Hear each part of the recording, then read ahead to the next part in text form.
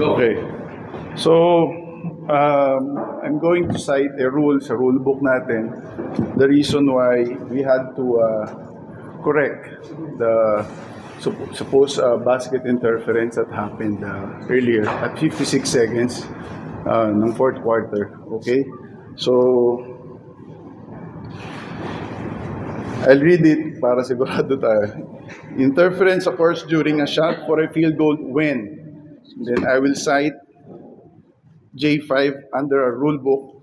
An offensive player causes the backboard to vibrate or grasp the basket in such a way that, in the judgment of the official, the ball has been caused to enter the basket. As you've seen in the replay, when Mo dunked the last 56 seconds, nahila niya yung ring, pababa. Okay? But the contention of course, the coaching staff was yung bola was straight and entered the ring. Regardless kung may tamaan siya ng part ng ring, okay, the fact na nahila niya yung ring pababa, okay, is a violation already. Considered a offensive basket interference. So, and then, it so happened that tuloy-tuloy yung game, there was no dead ball, and then around 5 seconds remaining, there was a jump ball between Heading and Chris Ross, if I'm not mistaken. So that was the only time that we could review, well, we've been reviewing it habang live ball, but that's the only time na we were able to announce it through our barker, the correction. So, in the event that there was no dead ball, at natapos yung game with the score, under our rules, we can still correct it. So, the possibility of TNT winning the game at the end, minus the correction dahil because of the walang dead ball, mangyayari yun. So, bakit kami ang nag-initiate ng review? Just like any goaltending violation, we can, us sa technical committee, can review it. Okay?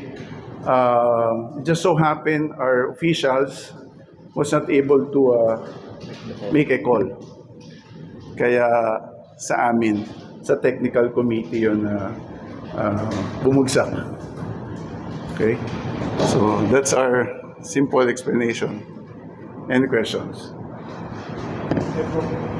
Yung rule book natin na dito, is it PBA or PBA? It's PBA. PBA rule book siya. PBA. And the basket interference and the goaltending also, ina-adapt naman natin talagang sa PIBA. That's the same. If there's the direct impact on the shot, that's a goaltending or basket interference. Kung kasi kung napagod yung nila yung tawag ng referee, may sanction ng referee dapat mag-uusap kami. We'll meet after this. But again, just like any goaltending na na-miss during end game, we reviewed it. We can review it. Coach, how do you determine the basketball interference when it was a dunk? Like, how do you draw the line between punching the rim upon a dunk and when it's legal up against when you should release it? But how do you... Well, clearly in the replay, as you've seen, there's a good angle that was shown by TV5. There was a pulling ng ring after that missed dunk. So yung dunk natin should be direct dunking. Okay? So that's the difference, Carlo. But kung may qualification pa yung pulling ng ring, kasi usually yung mga player din na sinadunk. You can pull the ring once the ball is through the net, inside. The ball is inside and went through the net. We have a lot of games na correct na natin. We can give examples.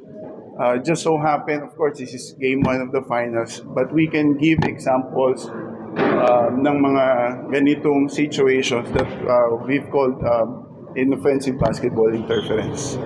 So we are willing to show it probably through our social media platform na mapapakita namin na we've been calling this as an offensive basket interference.